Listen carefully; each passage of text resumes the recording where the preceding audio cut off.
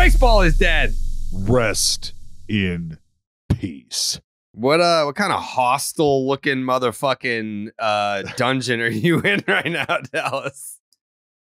I'm in the 209, baby, back in the hood. Yeah, no, we know. Yeah, I saw Joey's video. We saw how much of a piece of shit the 209 is in Joey's new video, which is an absolute hit piece on Dallas Braden. If you haven't seen it, check it out on Baseball Doesn't Exist. I think you did a phenomenal job. You cried, didn't you, Dallas? Didn't you? No, I did not cry. Nah, that's not what my sources are telling me. Joe, wow, Joe, is this how it goes? Yeah. I'm not the source. I wasn't the source. I wasn't the source. I wasn't the source. You're the only fucking guy there. No, he didn't cry in the interview. You cried watching it. First time Dallas watched it, he cried. Oh, yeah. Well, you know, my wife watched it too. She loved it. She enjoyed it. She just turned back at me and looked at me and just shook her head at the end of it. It was just like,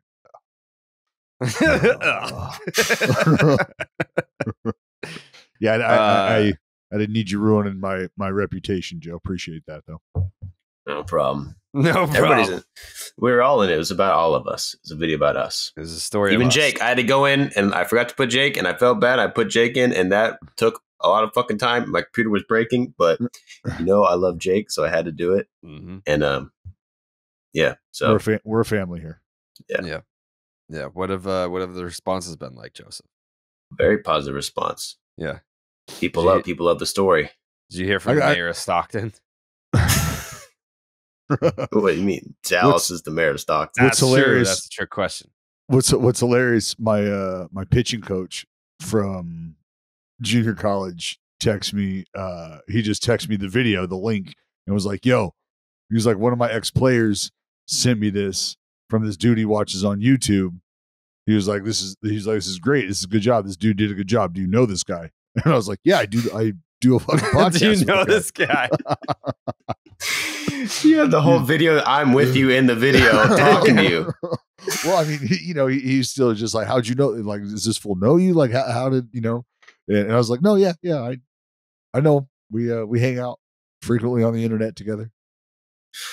Yeah, I mean, the video is great. I mean, I knew Stockton was a dump, but it really opened my eyes to just how much of a dump it really is. It's, and it's not that the odds being so up against you ever making it, not just it's a decent place to the raise big your leagues, but like to high school. I mean, the fact that you even made it to high school is a miracle in and of itself, and then the extra length that you had to go to make it to a college that people have heard of. That, like, if the story just ended with Dallas making it to Texas Tech, that's a movie. But then the dude makes it to the big leagues, which is, I mean, I would love to know. I would love to have a mathematician break down the odds of Dallas making it to the big leagues from where he started.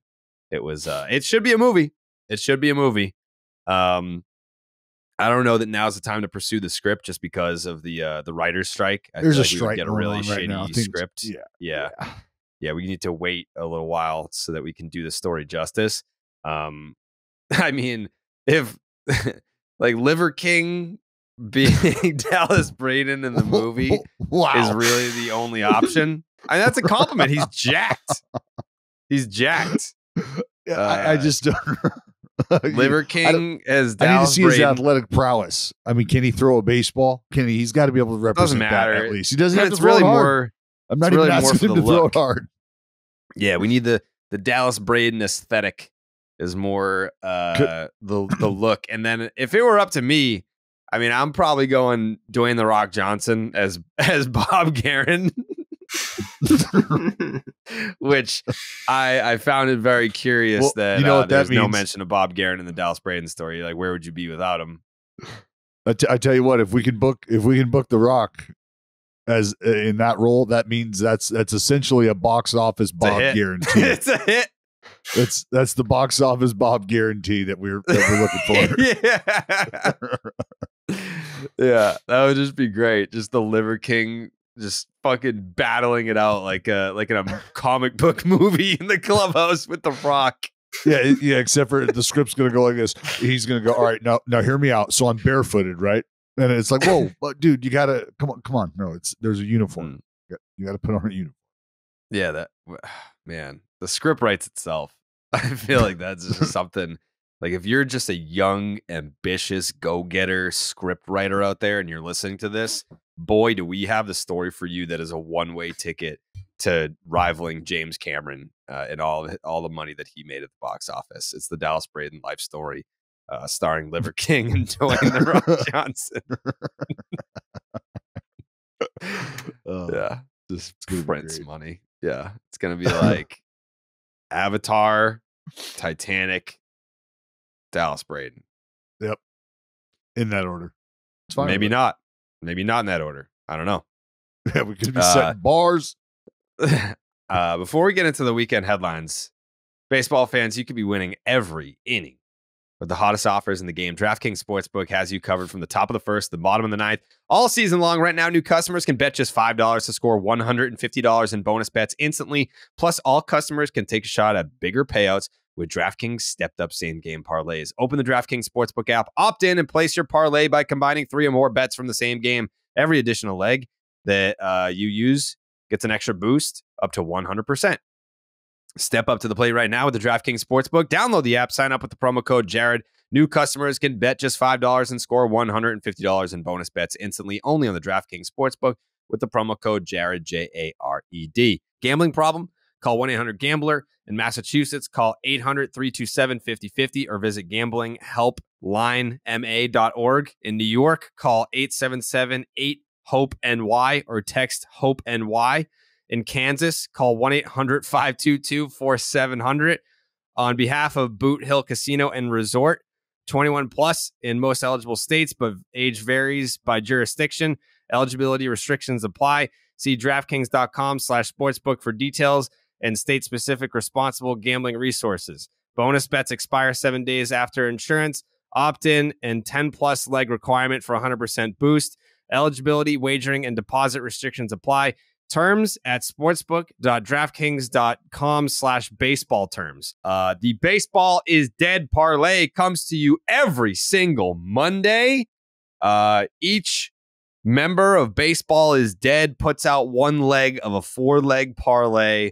I think because Dallas missed and I hit, that makes me the fucking leader in the clubhouse. What the most fuck? hits on the Baseball is Dead parlay. I have a 1-game lead. And I've got a Bob guarantee for my leg this week. So that's a strong statement. That is a strong statement. I have a Bob guarantee for my leg of the Baseball is Dead parlay. We are going Jorge Soler 2+ total bases as he is facing a lefty this evening. Who is going for the Reds? Brandon Williamson. Brandon Williamson is pitching for the Reds. Motherfucker's got a 4.85 ERA. And Jorge Soler leads Major League Baseball.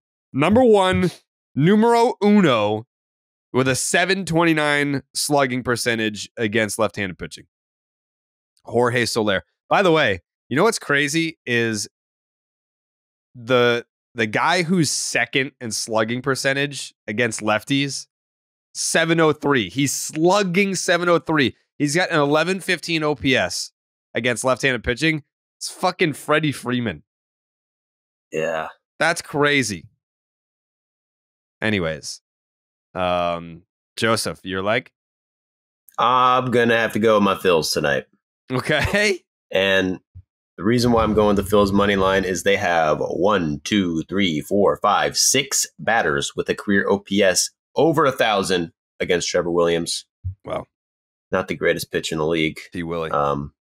So I think the Phillies smoke them. Okay. Phillies money line. Okay. Dallas? I for no other reason other than I saw Tony La Russa yesterday, spoke with him. He is the founder of ARF, which is an animal rescue foundation out in the Bay Area. They do great work nationally, potentially globally. I mean, I'm not on the board of ARF, but anyways, Tony La Russa, ARF founder, Tony Gonsolin, a.k.a. the Cat Man, who wore an incredible pair of cat cleats a couple years ago, if you remember. But I'm going to take him for that reason alone, and his 3.5 line on the punch outs. We're taking the over there. That's what we're doing. It's against the San Diego Padres. The split for Tony Gonsolin. I'm not going to lie when I tell you that it could be better, right? I'm not going to lie when I tell you the numbers tell you that it's been better. But what I'm going to tell you is that animal synergy is what's behind this choice right now. And you can either get on board with that or you cannot. But are you going to tell me that you hate cats and that you want to, I mean, that's where I'm coming from. That's the homework there. Justin Havens. I don't think it would be controversial at all to say you hate cats. What a stupid animal. Yeah. You ever seen the internet, buddy? Don't fuck with cats. Yeah, that's fine. Not a cat I'll guy. keep my distance. I need a win desperately. And I don't care what anybody says about this pick. I'm going to go ahead and take it. The Braves are on the road against the Pirates. I'm taking their money line. Oh my God. Don't care. Don't care. My job is to deliver a win. Lower it. Lower the standards. That's exactly right. Lower the standards. Are you proud of that? Yeah, my job is to deliver a win for the Gravediggers or the fan base or whatever we call them. But yeah, Strider against Osvaldo Bido. I like my chances. Braves money line. Wow, Jay. What a limb. Easy out there. What a pick, Jay Hay. At minus a pick. What? Braves are just laying 4,000. No problem. Speaking of the Braves, Dallas, we just had a call before this podcast. No, we did have a call. We were on a call, a video call. We were on a call together. We were on a call before this podcast where, we're discussing potential playoff plans. Where are we going to go? Where are we going to be? What do we want to do? Who do we want to see? I know a nice little place to grab dinner, Jared. Oh, yeah? Yeah, a little place called the Chop House. Dallas.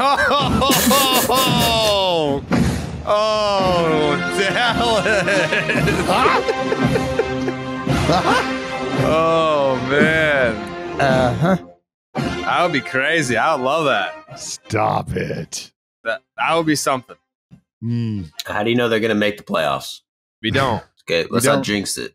Let's not jinx it. I mean, that's true. But you know what? I just felt like Jay Hay kind of going out on that limb with his pick of the. Like, I feel like there's momentum building behind him right now, and so I didn't want to be late to the party, Joe. Yeah, they did just lose a series over the weekend. They did. Ooh, yeah, tough. It was a big one too. Big series, revenge game. Dancy Swanson, revenge game. He beat us. The Dansby Swanson revenge game. The heir apparent came back home. I guess it's a good time to mention that the weekend storylines are presented by DIRECTV, home to the most local MLB games. Joey, is that your weekend storyline? The fact that Dansby came in and just dropped his nuts on the Atlanta Braves? Yeah, sure. I mean, I'll go with that. We want to talk about the Cubs Braves. I mean, the Braves losing a series, like, who gives a shit, really? Yeah. Good job. But I think Good job. But you got to show respect. The Cubs are a game and a half right now, and I was kind of shitting on them. Like, I don't know why you wouldn't have traded your best players. Like, they're probably not going to make the playoffs. I was saying this, and now it's looking like, I mean, they're tied with the Reds. The Reds are the team that's looking like, the losers of the world. But the Cubs winning that series was actually a monster series. Yeah, it was. Monster win. They're looking good right now. That was a measuring stick series for the Cubs because they had won 8 straight to get the, the nod from the front office to be like, hey, we're not going to sell here. We're going to keep Cody Bellinger. We're not going to trade Marcus Stroman, who eventually gets hurt anyway and ends up on the injured list. But Cody Bellinger was really the bigger name, saying, hey, we're keeping Cody. He's staying with us. You guys have proven that we're worthy of going on a little bit of a run here. We're not going to break up the band. and the Chicago Cubs stay together. There are questions about whether or not the 8-game winning streak and the good vibes were sustainable.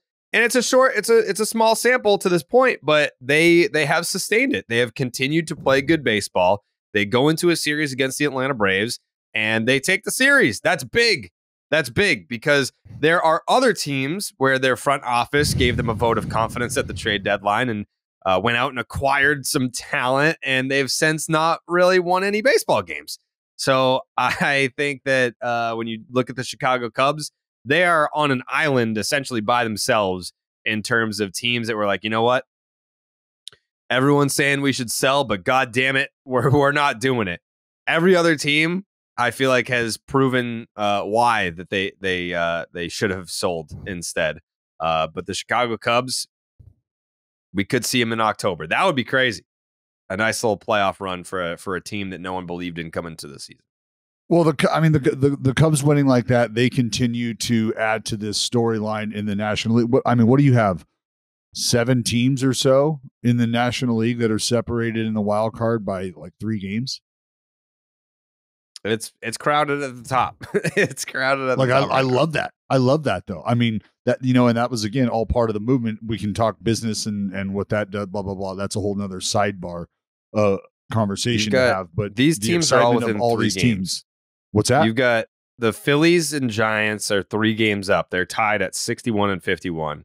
Then you've got the Cubs, who are tied with the Reds in percentage points.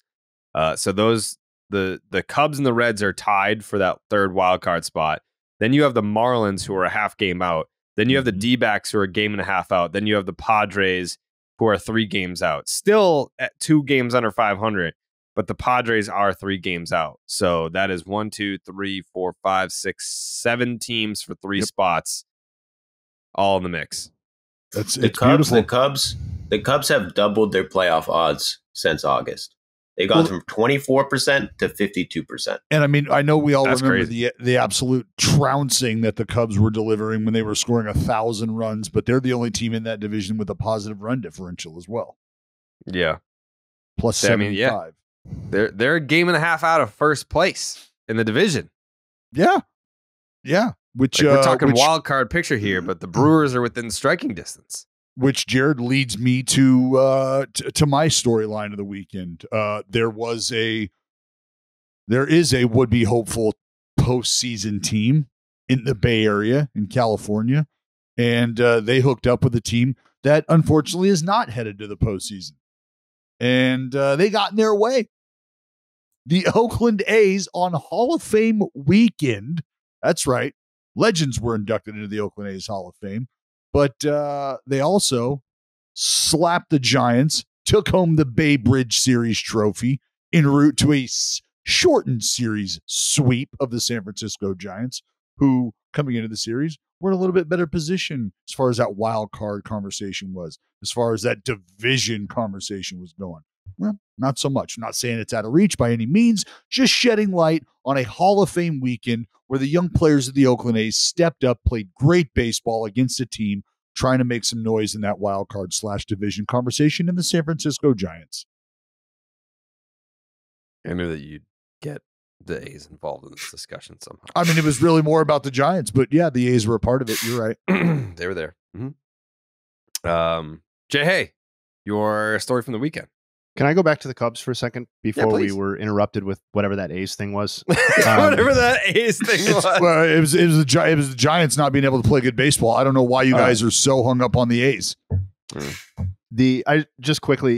think that the Cubs have the 5th highest scoring offense in terms of runs per game. Is like one of the great surprises at least to me of the season. Like, I just didn't think this offense was even acknowledging the Cody Bellinger thing. To me, it's as much about some of these other guys that they got. And I think the front office deserves a lot of credit because they've gotten kind of dumped on in the post-World Series run. And I think they're getting a lot of really good production out of some smart acquisitions. Like Swanson is obvious. That was their big money free agency acquisition, but he's been more than they could have hoped for, I think, particularly defensively in season 1. Bellinger's worked out. Mike Tauchman, got him off the scrap heap, and he's been insanely good for them lately and very effective overall on the season. 372 on base percentage. The Stroman contract has worked beautifully. Justin Steele's development, like I think Justin Steele's development is kind of what separates the Cubs from some of these other middling teams in terms of, do you want to see them in a postseason series? Because to me, they can hit you with a legit 1-2 where some of these other teams can't. But I just wanted to, I think this Cubs team is offensively an incredible story for the 2023 season. And I just did not see them being able to score at a clip that's better than everybody but the Rangers, Braves, Dodgers, and Rays. Those are the only teams that are better. Dansby Swanson is already a 4-win player this year. Yeah. Yeah. He's got, I mean, we're talking having a F WAR that is better than Matt Olson's. He's everything you wanted him. He's everything you wanted him to be. Platinum glove. Yeah, and everything but more. Yeah, for sure. And I don't want to plug him in to play great defense. You need the bat to be middle of the order type producer. I mean, that is what you go and get a marquee player for, to do those things. For and sure. I think there was a lot of questions whether Dansby was going to be able to be that quote unquote marquee. Can he be the leader? Can he be this guy that you got to circle, not let beat you type? You know, or was he a high end? I'm not going to call him a high end role player, but was he a lower end impact player, higher end role player? However you want to look at that. I think a lot of people felt like he fit more into that category than they did just straight up bona fide superstar. Well, and the other thing is too, and not to relitigate the whole off-season shortstop market thing again, but like I think when the Cubs signed Dansby Swanson as opposed to a Turner, a Bogarts, like a Correa or whoever in previous, I think it was viewed in some corners as this is the cheaper alternative to those legitimate star level players, right? Yeah. And I think that is proven to be like obviously incorrect. And there's a real chance because of his defense that Dansby Swanson at this point ages better than any of those guys, let alone when you factor in the contract value that he's on. So that to me is pretty significant. All right, my storyline. I mean, we could take the easy path and talk about the Angels, but I'm not going to do that. I'm going to go one step deeper. And I think when I'm looking at the postseason odds this morning, the one thing that struck me in the NL is how three of the best stories from the majority of the 2023 season in the NL are now 8, 9, and 10 in terms of postseason odds to get in. And that's the Marlins, the Reds, and the Diamondbacks. And I think the outcome with the Reds was the most interesting over the weekend in terms of series results. But to me, those three are all kind of in this same group. Overachieving teams or teams that we thought were winning at maybe a slightly earlier or higher pace than we thought they would entering the year. And lo and behold, we're past the trade deadline. And those three teams are, according to the odds, like not looking so great with the Cubs surge and some other stuff, but like they're even behind the Padres right now, which you can say, hey, why is that? Why are the Diamondbacks behind the Padres? It's kind of besides the point. They're now on the outside looking in according to these numbers, and I just think it's not necessarily good or bad, but I think it's interesting given how we've spent most of the season talking about these teams. Yeah, I mean, it's tough. The Diamondbacks 6 in a row, Reds 6 in a row, Mets 6 in a row. Angels 6 in a row. These are teams that made moves in some ways to, try to get better. Some other teams, maybe not to get better. Maybe they were just making a move. And specifically to the Reds, their struggles recently have been a little on the nose after, kind of not adding any real pitching of substance at the trade deadline, and then, having their pitching basically implode during this 6-game losing streak. I don't know. It's unfortunate because you'd like to see some of these upstart teams get in the mix, and it's certainly not over for them by any means because of all the things you guys detailed about how close the NL picture is. But to see where they stand after how it felt like the momentum of the season and the narrative of the season was playing out was interesting to me. Speaking of interesting things playing out, Jesse Rogers had a very interesting conversation with now Yankees reliever, former formerly of the Chicago White Sox, Keenan Middleton. It was traded by the Chicago White Sox last week, and he told Jesse Rogers of ESPN that there are no rules in the White Sox clubhouse, and rookies are sleeping during games, players miss meetings and practices, and there are, quote, no consequences for any of this stuff. Apparently, Jesse went on ESPN radio this morning and named names, so I'm hearing this audio for the first time. That too, but, it's the ones Grandal is no friend to the pitchers. Moncada is no hard worker who is there for his team or his teammates. It's the guys Eloy is kind of happy-go-lucky, but really isn't the hard worker, at least according to people that I talk to. So shipping out those players would be a start, right? Interesting. Okay. I mean, that's no shocker at all about Moncada. Like, that's part of the reason why, when he was in the sale trade, that everyone was like, all right, yeah, there was all kinds of red flags about him when he was a prospect in the Red Sox organization. Yasmani Grandal, that surprises me a little bit about, not being someone that has a good relationship with the pitchers. And then Eloy, I mean, that dude, he's hurt all the time. Like, he can be happy-go-lucky, but I'm sure he is probably fucking miserable most of the time because he's just trying to stay healthy. And when he's not healthy, you're probably just in a really shitty mood. You're probably frustrated with yourself. But not to make excuses for anybody. That organization is an unmitigated dumpster fire. Obviously, there needs to be some changes there. I don't know that we're in straight up nuke it territory, but it's got to be close. It's got to be close to a full blown nuke the fuck out of this thing and start over. Look, if you have multiple people. Well, apparently it's a former player who's kind of giving Jesse Rogers. I mean, correct me if I'm wrong in assessing it this way, please. But is that a former player giving Jesse Rogers a direction to head and something to go ask, basically? And Jesse Rogers does his digging or does his asking and comes up with the idea that there are multiple people, multiple opinions about a group of guys. And now you have a list of guys that are not contributing or that you feel are actually being a drain, right? I say you got a choice to make in the morning. You can be a faucet or you can be a drain. You could pour out positivity or you could suck out all of the energy. What do you want to do? And if you've got more drains in that room than you do faucets, well, you got to get a plumber in there to fix that. The one thing I'd say as to why it would be a nuke it scenario and not just a whatever the lesser alternative would be is because the article goes on to say that in the opinion of Middleton, who is the on the record source for Rogers' article, obviously, is that this predates the current coaching regime too. Sure. Like that this was something that went on during the La Russa years or whatever, and if you have what are supposed to be core level players that are kind of leading the charge, so to speak, on this sort of culture or atmosphere, then I just don't know how you fix that without.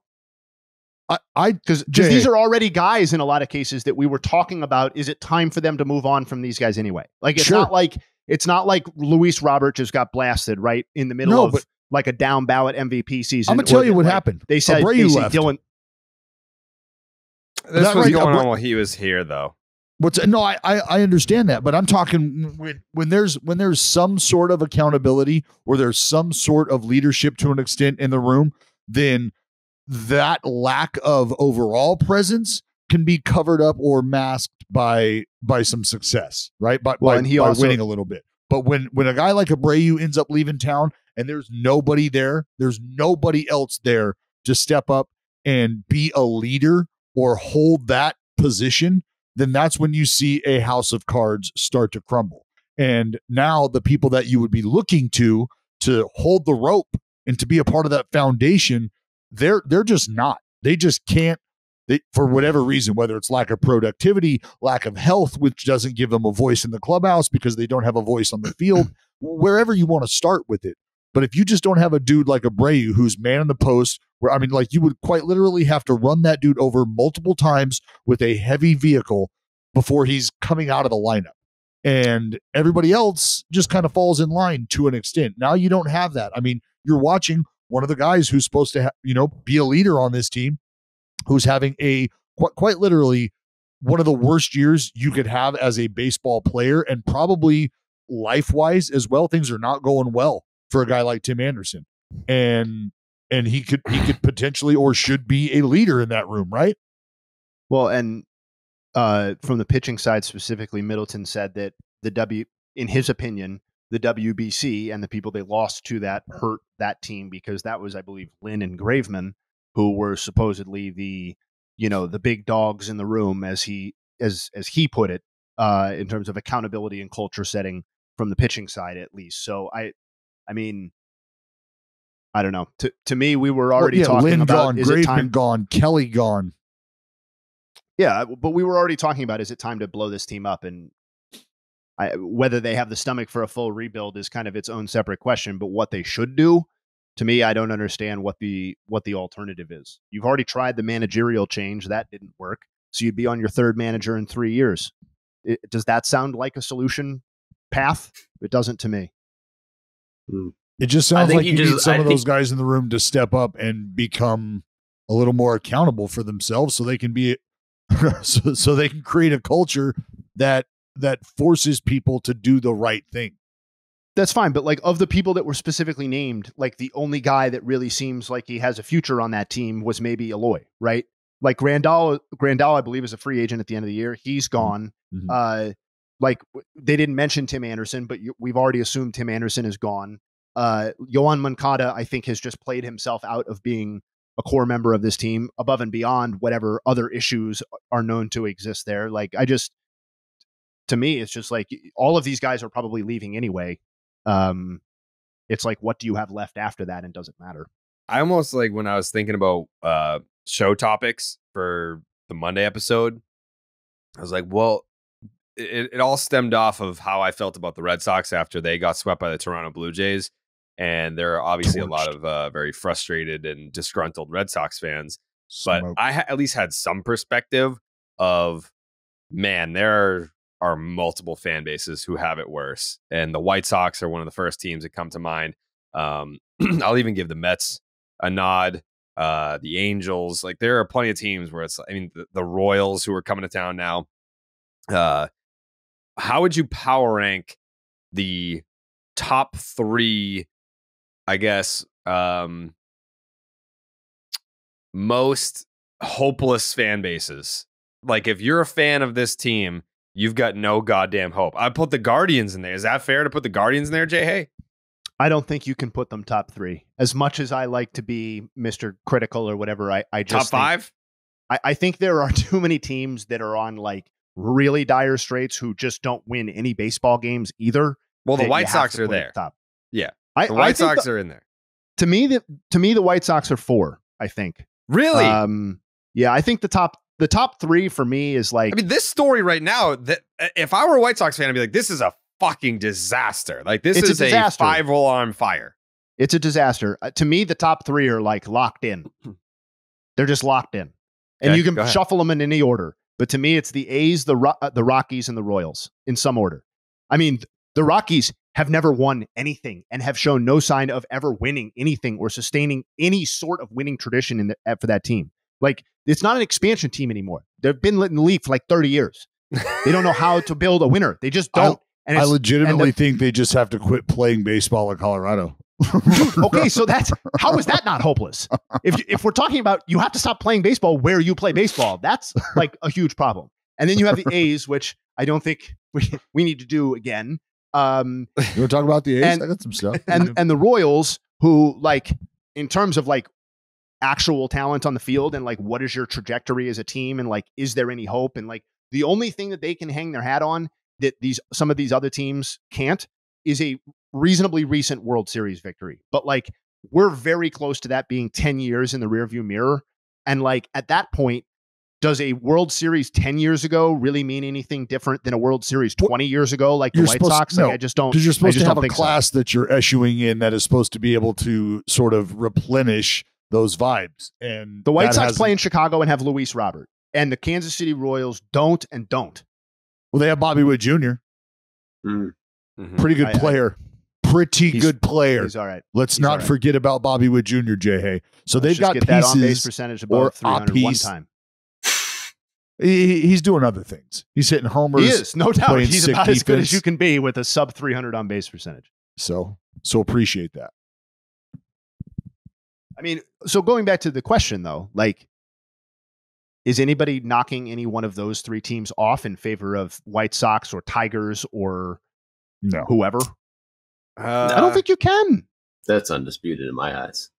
I mean, the Rockies are what? They're not that far removed from being a playoff team. Dude, hold on one second. Neither are the They A's. are Yeah, They are- yeah. Well, they're- the A's. All right. Here's No, the no, difference no, between the no, Rockies. Stop. No, just move on. We can just move on. There We is. don't- There's a difference. There's a difference between the Rockies and the A's. The A's will never spend money. The Rockies are just dumb. They're like, I don't know, Chris Bryant. like they at least have the ability to spend money. They're just dumb when they do it. the Rockies have 2 winning seasons in the last 13 years. And they have not won a playoff game, I don't believe, since 2009. And that was 1 game. So, like, and it's not like this current core is headed for anything. No, They're nothing. They but when finished I think about hopeless, fifth. but when I think about hopeless, like you think about the Oakland A's, who they're never going to spend money. They're number They're one. moving That's their fine. team. Like they're the worst team. So if by those far. are all, if those things The are all broadcast true, sucks. that provides. Oh yeah, if those things are all true, I believe there to be nothing but hope. What do you Nothing mean? but hope. No, you know what? What I do you think the mean? Hold on. What I do you think the mean? A's What do I are mean? I just close to explained it coming to out you. the other side. Yeah, they're The only so way you low. can go is up. They is are that it? so down. It's like no, when you are down as far as you can go, there is Jay, nowhere that's but excessive. up. It's excessive, but Well, I'm as just a saying, major league franchise, I think we're basically there. I don't like. You can't kick franchises out of the league. So, it just You could. well, actually, they did talk about contraction once. So look, maybe there's that's a bit of a maybe pile-on that's the effect lowest. occurring right now that we should probably just stay away from. We don't need to have this on a Monday. Oh. What I'm getting at though, and like I said, if all those things ring true, then I don't see it as a hopeless situation. I see it as nothing but hopeful. So maybe that's just me. Glass half full, guy. Sorry, hand up. Can we get an opinion from someone that isn't a team employee, please? That's I'm not a team employee. Open up the books. You know, you have to do that. Listen, they are the definition of hopeless. I don't know. If I'm a White Sox fan, I understand you have Luis Robert. Like I guess you're what 2 years removed? Did they make the playoffs in 21? Yes. All right, so you're 2 years removed from a playoff spot.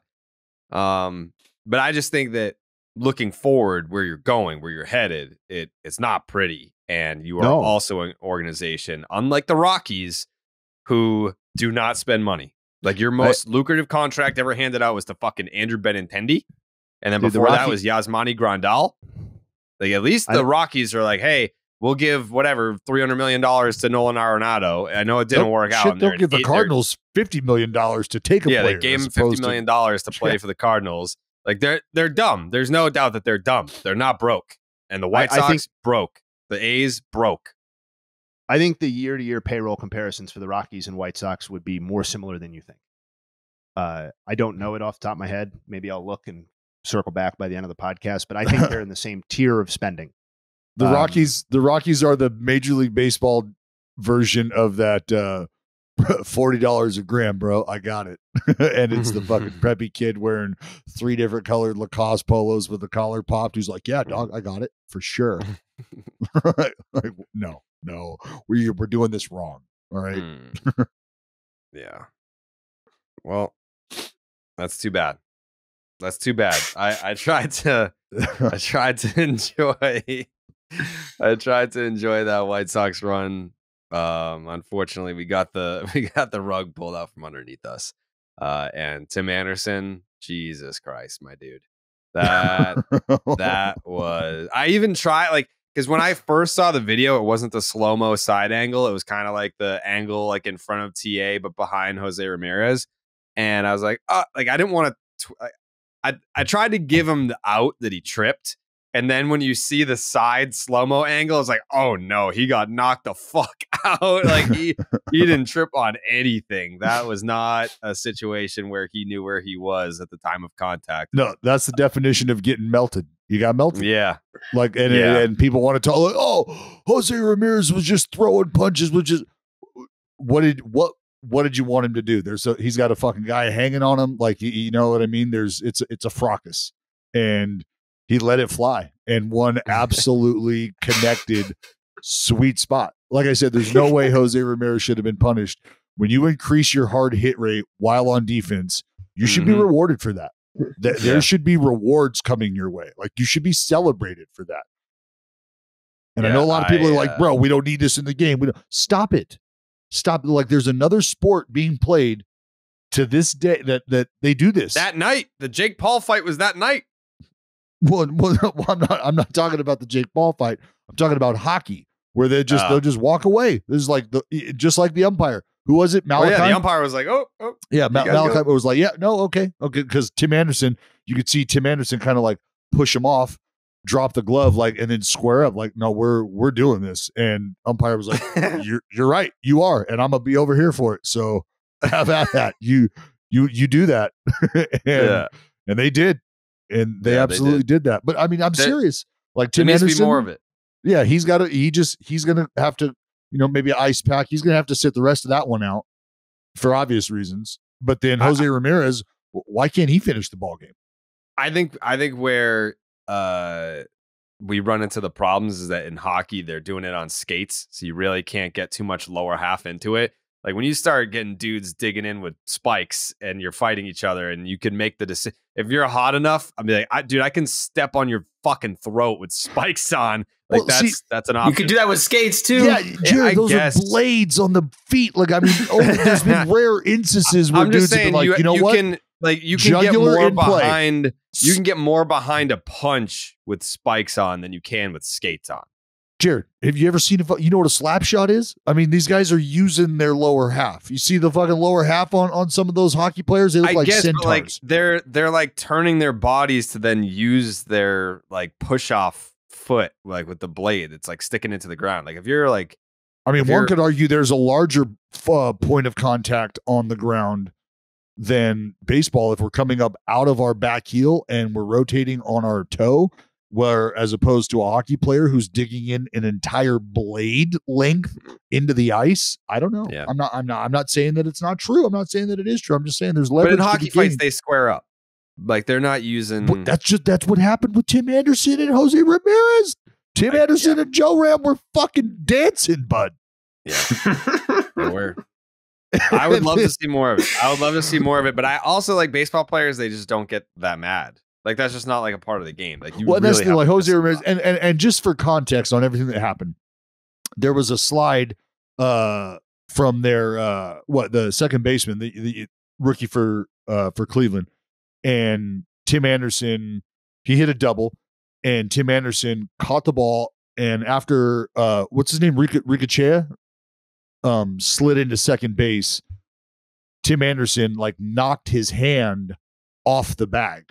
Like he was clearly on the bag, holding the bag. And then Tim Anderson came in and tagged him, knocked his hand off the bag, and they replayed it and they called him out, right? So the Guardians are already like, bro, you got to be fucking kidding me. Like you can't, like that's some shady shit. It sucks that the umpires weren't able to acknowledge it and see it for what it was. Because even Tito arguing with the umpire at the game about the call made in New York was like, well, can you go ask him? Can you go talk to him? And the umpire was like, I'm not going to go talk to him. And you can read Tito's lips. Well, I'm going to go talk to him. And the umpire's like, no, you're not. And Tito goes, oh, yes, I am. And the guy fucking runs Tito, and Tito fucking runs him and then just starts walking right out to Malachi Moore to talk to him, to ask him, presumably, like, bro, did you not see, or not Malachi Moore, excuse me, whoever the umpire was during the replay call, to ask him, like, did you not see what happened? Like, what the fuck? So there was already an issue being taken with it. And Jose Ramirez had already talked to, as he said, to Tim Anderson about like the tags, right? Like hard tags on the face, stuff like that. So there's some background to this. There's some history to this. And well, it boiled over. It sure did. Oh man, it sure did. I don't know.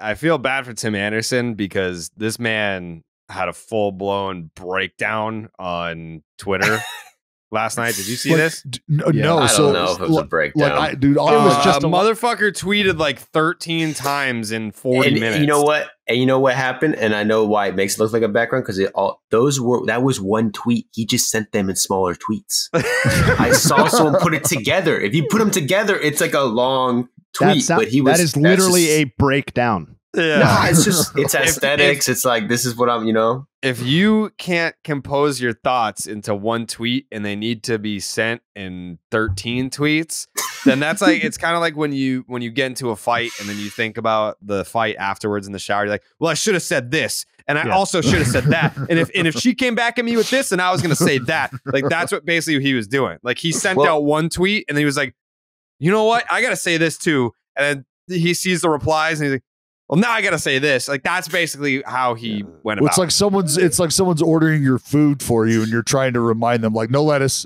and no tomato and no mayonnaise too. Yeah. But remember, ketchup and mustard. But make it on the side, though. And don't make the ketchup and mustard touch. Do not let them touch. It's like, holy shit. I know. I did. So explain this to me because I didn't see this. I didn't see it was basically just TA basically doing 13 tweets that equaled I should have said the jerk store called and they're running out of you. Like that's kind of the vibe here. Like it's just this like George Costanza. Like it was George I don't know Costanza. All right. I don't know if he deleted any tweets, but this is what's left. You know all this happening for a reason. One tweet. We staying focused with this shit. Send tweet. Been going through this shit for a minute. Send tweet. Keep kicking on me while I'm down. Send tweet. A lot of motherfuckers been switching up too. Hashtag fake shit. Send tweet. Y'all got me fucked up for real, for real. Send tweet. Hope you picking up what I'm putting down too. Send tweet. The picture bigger. ... Send tweet. I want to say that there were more. Mm-hmm. I want to say he deleted some of those. Not that they were bad or anything. Mm-hmm. But I think he had one that was like, he got me, Jose got me. Yeah. So there were not worried about it. Yeah, there were deleted tweets then, but we're going to get him back. Yeah. Something like we'll see them, like, they'll hear from us or something like that. See, like, okay. And that's where, man, see, like, that's brutal because if you're squaring up, because, I mean, correct me if I'm wrong here, but was it not Tim Anderson who squared up? Was it not Tim Anderson who dropped the glove and squared up? So if you're the initiator or the instigator, however you want to frame that, however you want to phrase it, if you're the one who started it, you bowed up. You're the one who bowed up. And from there, the chips are going to fall where they may. And I just don't, what are you carrying on about after the fact? Yeah, this like it is what it is. Tweets because there was one. That's how it happens in hockey, right? You get melted and you skate off the ice. You go sit in the naughty box, and then you're back out next turn, next shift. This was a deleted tweet. Been going through this shit for a minute. Send tweet. That was deleted. We ain't never tripping. This shit bigger. We gon' catch up with them later. That was deleted. Who the fuck gave losers opinions? That was deleted. So that's like at least 3 tweets that were not there when we just looked. He also deleted some old random tweets where he was talking about, I'm going to go to sleep, in 2012. He tweeted, I'm going to go to sleep. People start retweeting it. That got deleted. Yeah. Or there was one about like, you can't knock me down or something like that. He deleted that. Yeah. That should, see, I hate that. Like, honestly, I hate that. What sucks is that he would go through, or either one of these guys, him or Jose Ramirez, would go through something like that and then feel like they immediately have to go back to social media and scour shit and like, I feel that just sucks. That's tough. I don't like that aspect of the, trying for these players trying to engage or whatever, but you're going to wear it. He wore it. He did wear He it. wore it. And He that's did. why I think, like, for me, when I see the tweets, people are like, he's having a fucking breakdown. This guy's I'm like, yeah, no shit, dude. He just got knocked out on TV when he kind of started it and is having like such a bad year, was already getting a lot of shit before this. Yeah. Like, for that to happen, that's a lot of mental, that's toll, That's what I mean. So, Like, nobody wasn't he having having a worse personal go. issues too? Yeah, there was some of that last year. Yeah, there was some off the field stuff that was going on with TA. So yeah, it sounds That's like why a I said man just that life. is, Life has just been lost. life has just been rough, man. Life has just been rough. This was one of the last things you needed. Baseball hasn't been great. I mean, he just hit his first homer, so you feel like, maybe headed in the right direction. Yeah. But Shout out to Joe Ram for winning the fight, though. Let's not he forget about did that. win the fight. now his agents posted pictures of him wearing fucking boxing gloves on the field. Oh, He man. really Hey, did come out looking like, I mean, Joe Ram he just took a big step up in his career. Like, this is going to help him a lot in terms of notoriety and like just the legendary status. Yeah, do the Hamilton call. Do the Hamilton call. Yes. First, Oh my now God. Hosey and Anderson square off. They're fighting. They're swinging. Down goes Anderson. Down goes Anderson.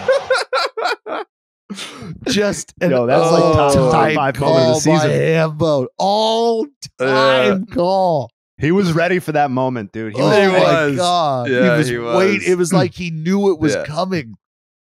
This is the best part. What'd you think of Jose's left hook? Right hook. Right hook. Right.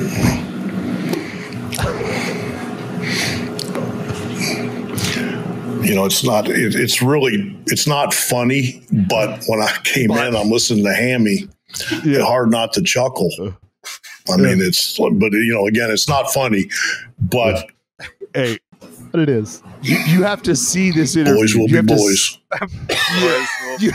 you have to see Tito's face because the lip smacking goes along along with the lip smacking is like a facial. He's like, well.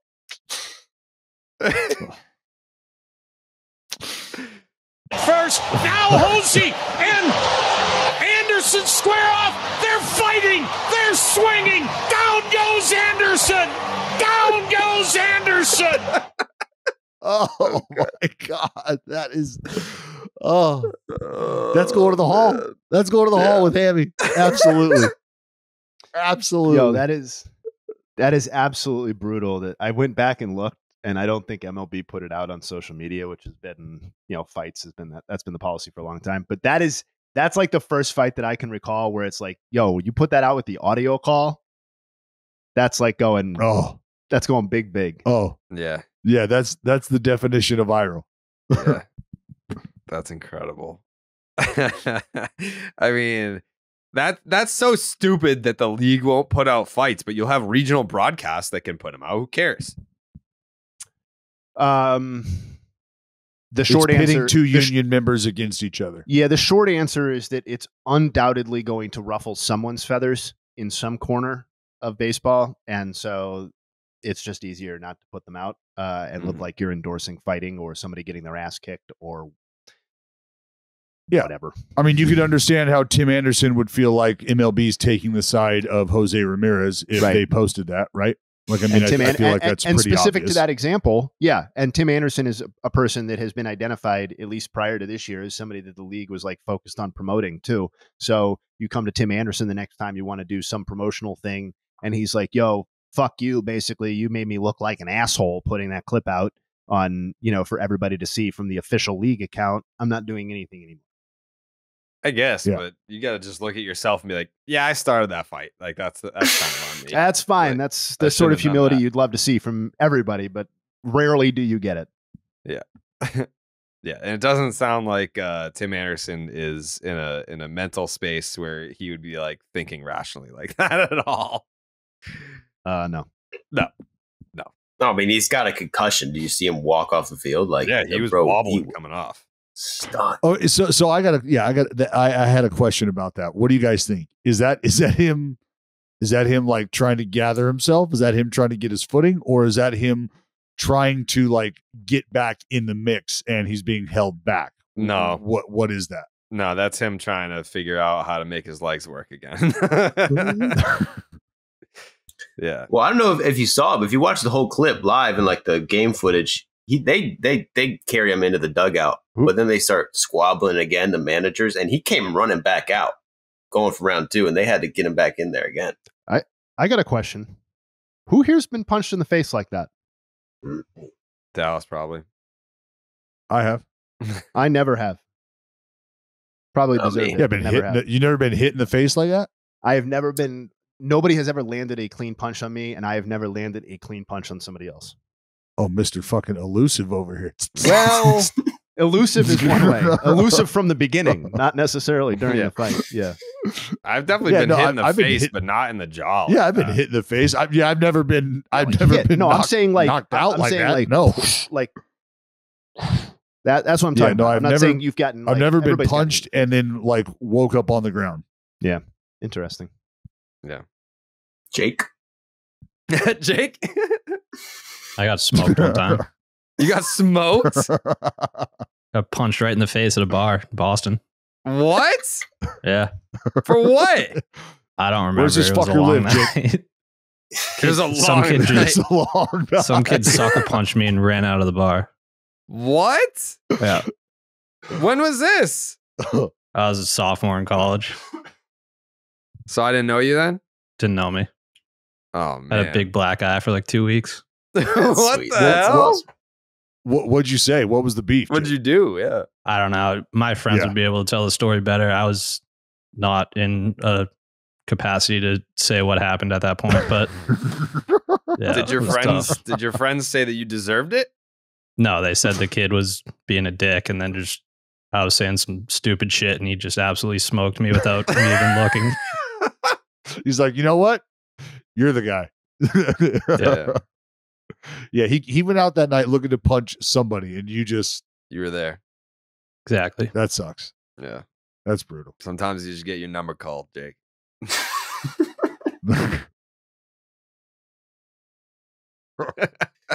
Order up. That's Man. fucked up. Jake, you were at Fenway this past weekend. How many blue moons you take down? Probably about 100. Yeah. I mean, it was necessary, granted how the Red Sox played baseball.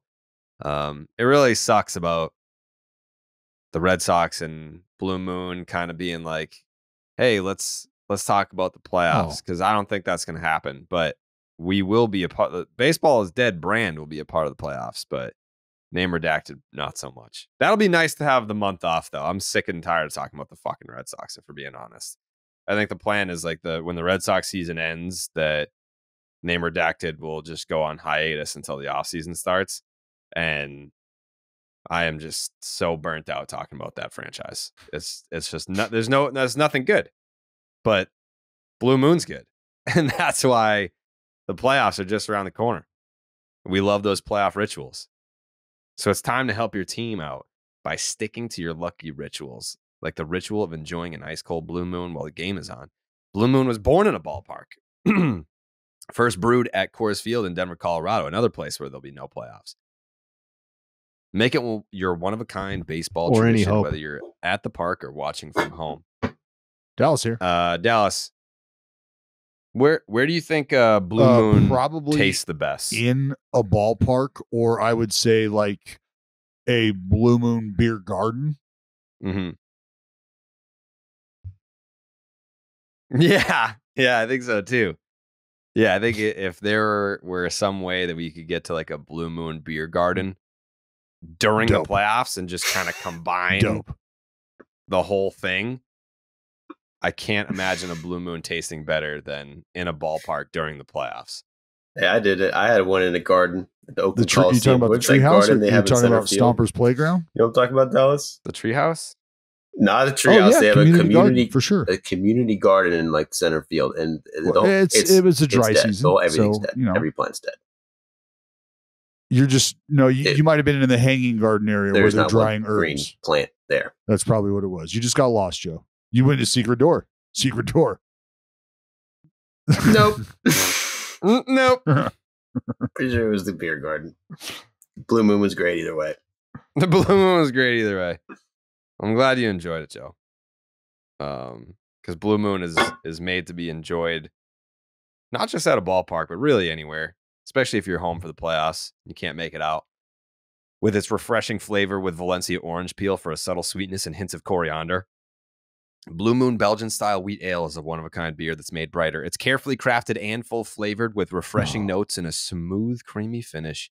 Blue Moon was brewed by baseball to give you a dose of nostalgia and get you excited for the new season. Why strike out with the same old beer when you can get something that is one-of-a-kind? Its bold flavor, bright explosion of color, and iconic orange slice ritual guarantees a one-of-a-kind beer experience perfect for spring weather.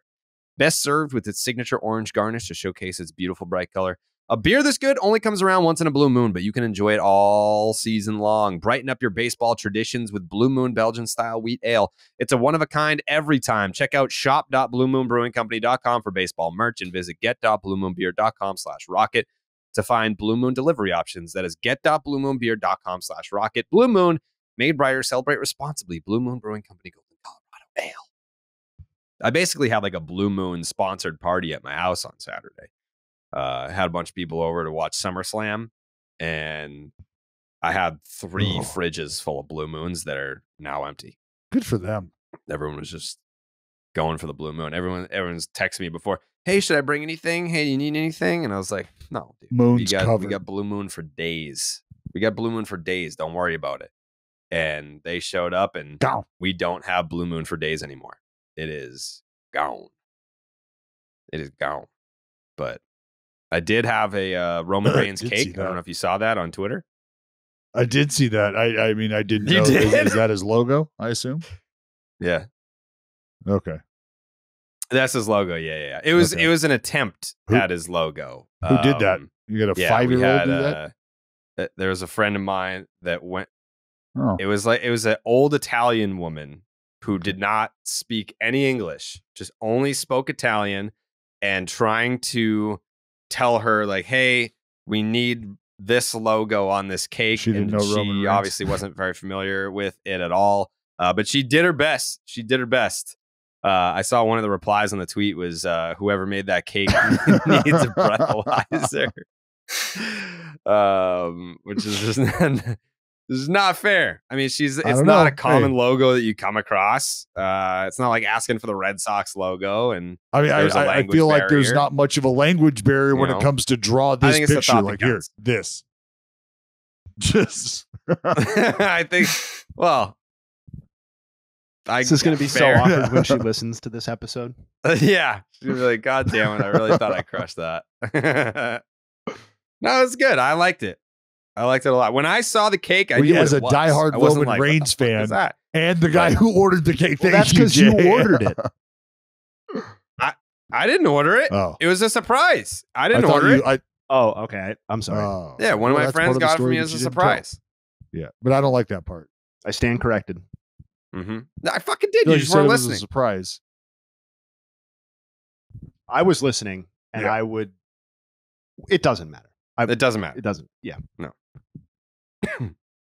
Well, cool cake that you got some drunk lady to do. That's cool.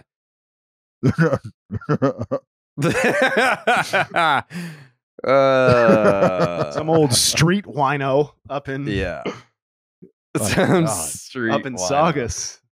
Yeah. I feel like we know what time it is right now.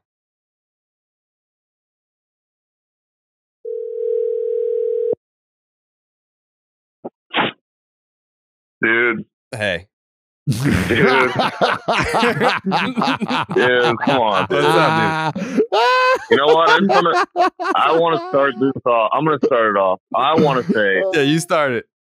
You'd be in the position I'm in if I had a podcast, I'd be calling you right now. Why? I'd be saying, well, you know what? I'm calling Jared. And then I would call you and I'd be like, hey, the Red Sox, hey, hey, Yeah, what's going on? How is everybody doing? Yeah, everyone's great. We just want to talk about the Angels. Oh, yeah, let's do it. Yeah, so the Angels, unlike the Red Sox, made a big move at the trade deadline. Ronaldo Lopez, they went out and got Lucas Giolito.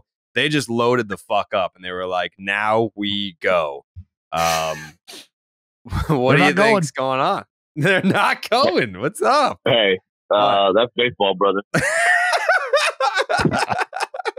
That's just baseball. It seems cruel. Like, I don't know. Like, there's no God. Like, I don't know what to tell you, bro. Like, we just go all in, and maybe it's like a year late of going all in, but like we're going all in, and like the injuries start piling up, and it's like, all right, fuck that, we're gonna fix it. And in like classic Titanic reference, we have a hole on this side. All right, patch this one up. Okay, we got a hole on this one. Perry's just doing everything he can, and like to lose to like the Mariners, to get swept by the Mariners, can just not be like.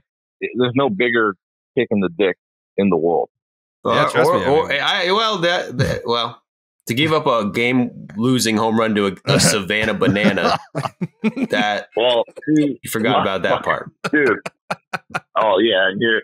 Okay, now we're gonna talk about Joey's YouTube voice, and he's gonna say like, "Savannah banana hit a home run 7 times against the Angels."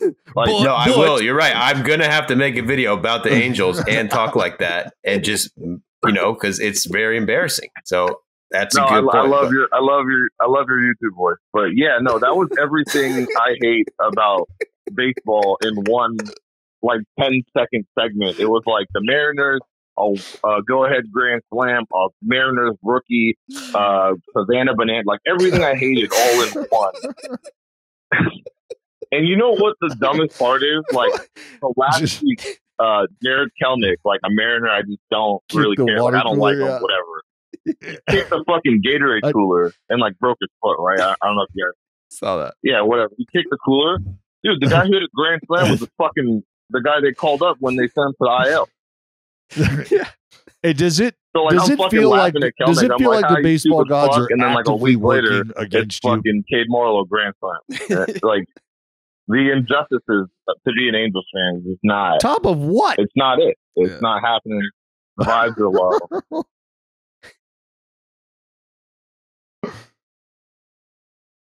It's lonely at the top, and by the top I mean the 2 top best players in baseball. Well, like having the 2 top guys. That's like having the fucking like. And this is a Tyler Wade reference from like 2 years ago. Tyler Wade had like Alex Earl. It's not easy having like the hottest girl on the planet. Yeah, that's true. And then we have 2 of them, so it's like that's definitely not easy at all. But I don't know. Like my brain, like it flip flops between like front office and fucking fan. Like, is like ownership gonna care? Like, they're probably gonna go home and be like, "Hey, we made like $25,000 million this year. Like, what a success!" And then like the fan base is gonna be like, "Oh, we're 75 and 150 or whatever." Oh man, that's tough, dude. I'm here, Jared. for I'm basically like in your shoes, except plus the Shohei Ohtani on my team. You're in my shoes, except you're not coming off like 4 championships in the last 20 years. Yeah, okay. I'm just saying, like it's easier. Yeah. Like I'm basically, how those shows where they have like the billionaire CEOs dress up as like homeless slobs to see how they get treated. That's basically what I'm doing. Like it's like, man, I'm just like you guys. My team sucks, but it's like I have 4 World Series titles. It's like, yeah, it sucks right now, but like does it really fucking matter? No, not really. And I'm the it's fucking ice cream of the future, man.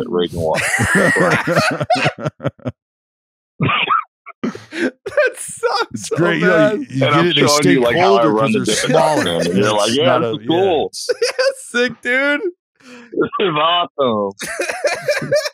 Yeah, you get a bright future in the Dippin' Dots game for sure, no doubt.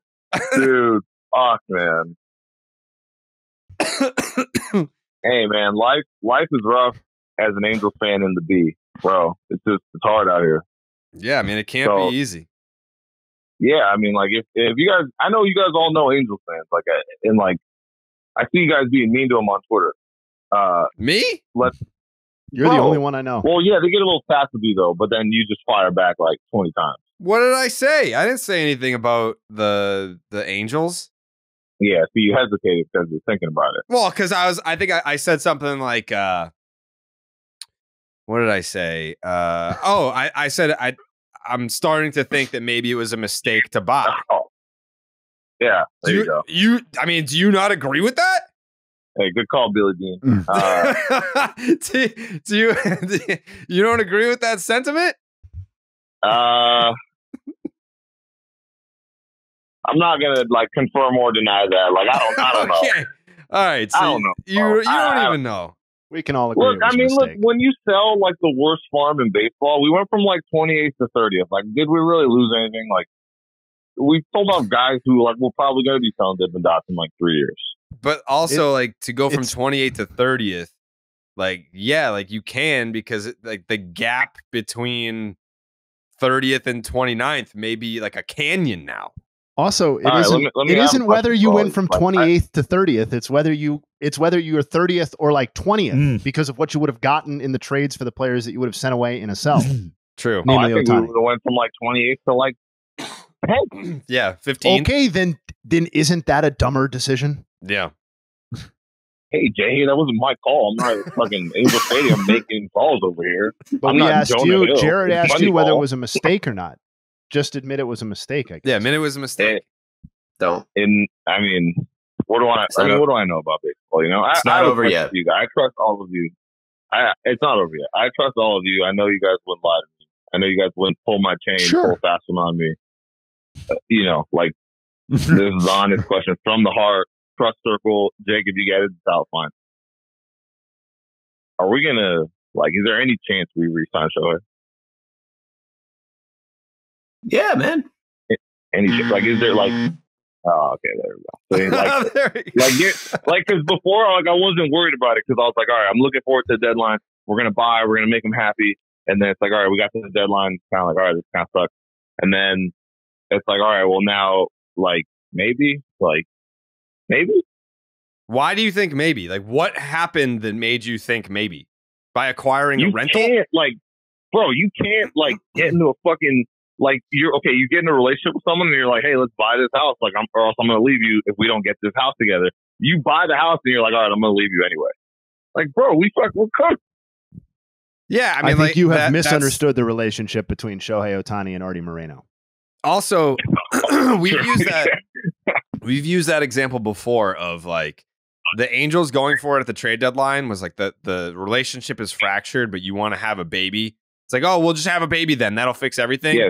No, that never works. And cute little baby Lucas Giolito. Yeah, that's what the Angels did, and it's not working. You guys haven't won a game. Well, then that does seem extremely reckless. That'd be like Dallas just giving us his credit card and being like, go nuts. But if you guys come back to the part, then we just use his credit card. You know what I mean? I told you this is what Artie Moreno. This is what I thought was going to happen. Is that they are going to do whatever they can, and this is Giolito, Ronaldo Lopez. That was whatever they could. They're going to do whatever they can to try to show Ohtani that they can or are willing to try to make a push to win within the realm of their workability. They did that. It isn't working out. And from there, Artie Moreno is going to be able to say, look, I tried. I did what I could. If we got to move on because we can't re-sign Shohei, so be it. He goes, I sell, because that was the original plan. And all right, can we at least keep Ipe? I would love to keep Ipe. Ipe is a legend. Absolutely not. Come on. He's probably going to cost a Rendon contract on his own. Ipe is fabulous. Have you guys been keeping up with his Rendon snarky fucking comments every time he's asked to get interviewed? Didn't he say he's on the dead list? Yeah, bro. So this reporter always asks to speak to him, right? And it's I don't know. I guess you just can't talk to him, or I don't know what he does. But every time he walks by like, I think one time he hurt his wrist, and the reporter's like, "Hey, how's your wrist?" And like Rendon would reply like, "I have 2," and then just like walk by and like just keep going. And the most recent one was like, "Hey, can you talk?" And he's like, "No, I can't talk. I'm on the dead list." And then just like he's like, "I don't have to talk to you. I'm on the dead list." It's been like 4 or 5 times now. Like, it's insane. It's an insane, like, I'm trying to think if, like, I don't, what, like, this is just leading to, like, an Albert Pujols DFA. The Dodgers pick him up for $72, and then that's just is what it is. Yeah, $72 pickup for Anthony Rendon. I mean, he seems very checked out. Yeah, he seems very checked out at this point. Like, dude, he's making $38 million, and it's like you got a guy like Mike Moustakas who just came in, Mike Moustakas, and like, I mean, I don't know what the benefit is of like having Rendon say the right things, but like, damn, like at least be like, "Hey, I'm trying to get healthy, I'm trying to get better," instead of just some snarky ass comments. Like, I don't know, like I'm not starting to turn on him, but I'm starting to be like, "Hey, brother, I can't, can't be a Rendon rider anymore." That it took you this long is admirable. Wow. Yeah, well, I'm the guy on the Titanic playing the violin. Like, you kind of are. Like, you're still. I mean, you still ride for the Halos. Like, there's no doubt. Anytime that there's some sort of disparaging comment made about the Halos, here comes Max. Like, he's riding in on his white horse, and he's making sure that you retract your statement. No one ever does, but he tries. Yeah, but I'm asking nicely. Yeah, you're no doubt you are taken up for the shield, and that is it's admirable. It's admirable because for as far as defending an organization for the results and the decision making, Angels got to be a top 3 organization right now for like toughest organization to defend. Like, I'm trying to tweet my way into the front office. Like, I'm gonna be the first tweeter to be in the front office. Like, I'm me and Perry. Like, there's a couple burners that I'm like, yeah, these are baseball execs. Like, trying to tweet my shit. Like, I know it for a fact. Like, but yeah, no, it's very hard. Thank you guys for noticing. I know all of your other teams are doing extremely well, so I know you guys don't have the same problem. So, that's just it's basically just Joe. No, I mean, no, the Red Sox are doing good. Like, they're doing fine. That's what I said. I said everyone's team sucks except for Joe's. Oh, okay. Yeah. No, that's true. But I mean, dude, he's fucking owning the baseball world right now. He has the baseball world by the balls right now. I know. Yeah. You just know talk to Manfred. Like, just got off the phone with Manfred. Joey's literally got the #1 baseball YouTube, the #1 baseball podcast, and the #1 baseball team. He's got a monopoly. You know what, like, it's such a big brain move by MLB that they wouldn't do, but they should do? Is like they should put fucking Joey's YouTube voice in like MLB The Show, like off of, like some side clip shit. That is that's smart. That'd be a smart move. Like, I'm thinking like 5 years ahead right now. Like, if you get Vasgersian, he's got some Angel games. I'll see if I can buzz him down for you. And then, like, yeah, like when the guy hits a home run, and then like here comes a little side analysis. Like, you could be like the sideline reporter in MLB The Show. Like, Yeah. No, it's like Road to the Show. You have a good game, and then, there's a TikTok about you. Baseball doesn't exist, made a TikTok. Jared Carrabis just hit 4 doubles. But yeah, no. But by the way, that the Dallas Braden story was insane. That was so sick. it was a great video. Appreciate it. So shout out Joey for making it. Shout out Dallas for living it. Yeah, that was it was very well done. Max, any final thoughts on the Angels before we let you go? Yeah. Shout out Taylor Ward. He broke his face. He got surgery. Not to throw myself in there, I'm getting surgery today. So shout out me as well. Oh wow, what are you getting surgery on? I tore my ACL, so I'm on the 60 How the day. fuck do you tear your ACL? What do you do? Yeah, bro, I'm just an athlete. Speaking of Dallas, can I hear your pitch for the baboon ligament? I'm about to go in. I want to see if maybe I can. You're going to get met with like chromosome issues. You're going to get met. It's just it's not worth it. Yeah, you're going to get your balloon popped real quick. Reynaldo Lopez's grandfather passed away, so he's on the bereavement list. Shout out to him. And then Jared Walsh got DFA'd like 2 weeks ago. Shout out to him too. Shout out to Jared Walsh.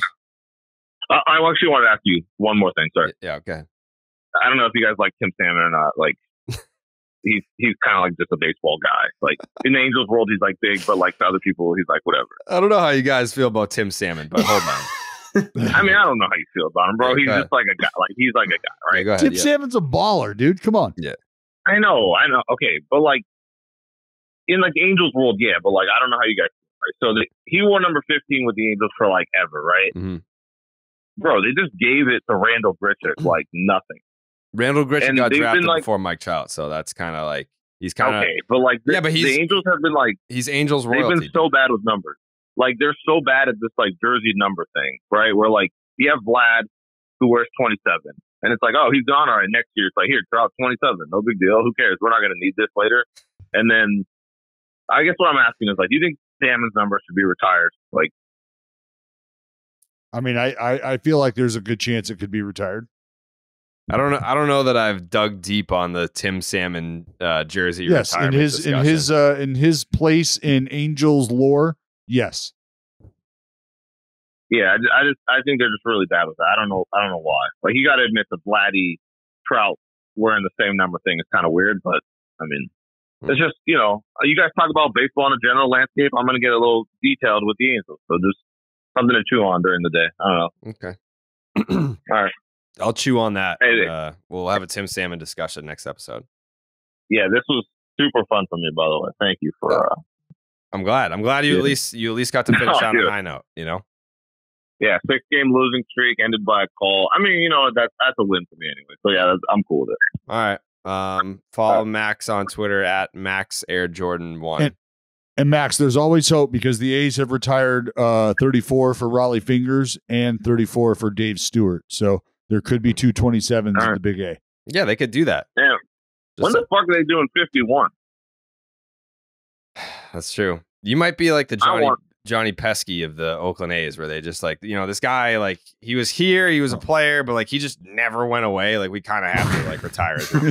He bought an apartment right outside of left field. He's just here. Yeah, I feel like that's on the table. So yeah. All right, Great Max. Talking to you guys. See you later. Sorry, my team keeps sucking. That's all right. No, it's good content. Yeah, right. That's a you thing. All right, that was Max. And that was talking Halos. This is important. we needed to be able to go out there and do that. If you're trying to get tickets to an Angels game, boy, do we have the app for you guys. It's the Game Time app, because buying tickets to your favorite events, it shouldn't be stressful. Game Time is the fast and easy way to buy tickets to all sports, music, comedy, and theater near you, with killer deals on last-minute tickets for their best price guarantee. You can stop stressing over the tickets and start getting hyped for all the fun that you'll have. There's probably like what would you say, 50 games left, Dallas?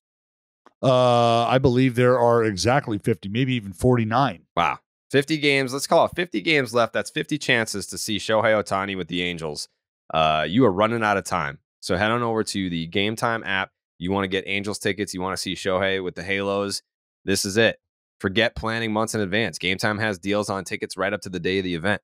Get exclusive flash deals on tickets for football, basketball, baseball, concerts, comedy, theater, and more. The Game Time guarantee means that you'll always get the best price. And if you find tickets in the same section and row for less, Game Time will credit you 110% of the difference. Get images of your seat before you buy so you know exactly what to expect when you arrive. Buy tickets in a matter of seconds, 2 taps, and you are set. Tickets are sent directly to your phone, so you never have to dig through your email. Download the Game Time app, create an account, use the promo code Jared, Jared, and that'll get you $20 off your first purchase. Again, that is promo code Jared, Jared, for $20 off. Terms apply. Download the Game Time app today. Last minute tickets, lowest price. Well, that's guaranteed. Do we have anything we want to say on the Reds losing 6 straight? Mm. I'm not trying to rub it in. Yeah, I'm not trying to rub it in. I don't want to rub it in. But I did say it was very disappointing that the Angels did nothing at the trade deadline when their starting pitching was such a glaring issue. And Reds fans told me, well, we had the 4th best ERA in the National League in the month of July, so we're all set. Their ERA for the month of August is over 11. It is over 11. So that seems to be the problem, which, by the way, that was the problem before the 4th best ERA in the league in the month of July. It was the starting pitching. It's been an issue. It's always going to be an issue until they address it. And here we are. here we are. The Cincinnati Reds are now tied with the Chicago Cubs, correct, for the third wild card spot. Does that sound right? Yeah. Is that it? Yeah. Yep. Yes. Well, Grant Ashcroft can't do everything. He can't do it all on his own, Jerry. Mm-hmm. That's the problem. Mm-hmm. I guess he can't do it all on his own. The only real discussion to have here is yes or no. Do the Cincinnati Reds get in at this point? Oh, I'll tell you this much: they got a 21% chance to make the playoffs now. And just how I said that the Cubs doubled their playoff odds the Reds in August, which is 6 games. In just 6 games, they've gone from 46% to 21%. 6 L's in a row. Yeah, they're just straight up are going to need multiple people in that rotation to step up. I think the good news is I believe they're getting Hunter Green back. Yeah. So Hunter Green and Lodolo, right? At some point in time, or is Lodolo Lodolo is end of the month. Like that's when he's sort of like beginning to be in the picture of returning, I think. So, I mean, and this is cliche, but there's a reason cliches exist too, because they're fitting. They will be getting essentially 2 arms back post deadline via health. Just the injured list is going to provide 2 more arms that they are going to need. And sure, they weren't able to sustain the run that they were on earlier, and the division isn't something that they've held on to for any period of time, but just a game and a half out, right? Isn't that what they are? Of the division? Mm-hmm. Yeah. Just a game and a half out, and you get 2 arms like that to supplement what Ashcraft has been able to do? Sure. Now we're talking. Mm-hmm. So there's no reason that the Reds can't win the division. No reason whatsoever. Because, Jay, they're just 1.5, let's call it 2 games out. Could you imagine selling any hopes and dreams of winning the division 2 games out? Just 2 games out. Like, again, that's a series. You're within a series of an opportunity. If it were to end after that, I mean, that's just me spitballing, just thinking out loud. No, that's fine. I know you're frustrated. That's fine. I mean, when we had that meeting before the podcast today, one of the destinations that we threw out there was Cincinnati. Little did we know there's a 20%, there's an 80% chance that that's not even an option for us. Mm-hmm. Well, as we can see, these fucking at this point of the year, these odds are just up and down like crazy. Win a couple, lose a couple, So, the odds are important, but don't get too fixated on them. I can see the Angels having 30% odds tomorrow. Oh, is that up or down from where they're at right now? 30? No. That's way up. No, they're at 2.1%. They're done. But to the point about the Reds odds, like if you dig a little bit on that, Fangraphs has their rest of season win percentage at 464, which is obviously a far cry from the 518 that they've won at this point. And they have them as by far the worst team over the remainder of the season among teams that are in contention in the NL. So if you don't believe that, if you believe that the Reds are actually a 500 team, but is that factoring in getting the arms back? I don't know exactly how many innings it's projecting for Hunter Green and Nick Lodolo, but I don't know that we should be projecting Nick Lodolo if we're talking about a beginning of September return. 5 starts of 5 innings. Earliest 25 innings.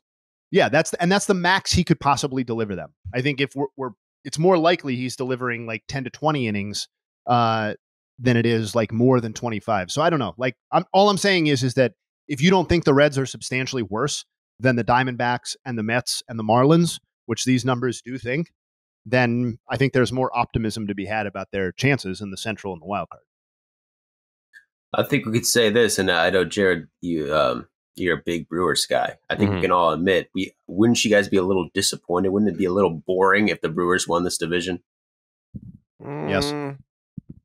I think everyone wants to see the Reds get in, but I think the Brewers are probably the best team in the division, but because of the stories that the Reds and Cubs carry, I think people would rather those 2 teams. You could even make the case that the Cubs are the best team in the division, right?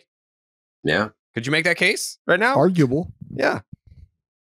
So I don't know. There's that one dude on the Baseball is Dead Reddit that's a Brewers fan that hates me for pumping up the Brewers in years past, but I don't really talk about them that much anymore. They're not as interesting as they used to be. Like I just talk about the teams that interest me the most, and the Brewers don't really interest me right now.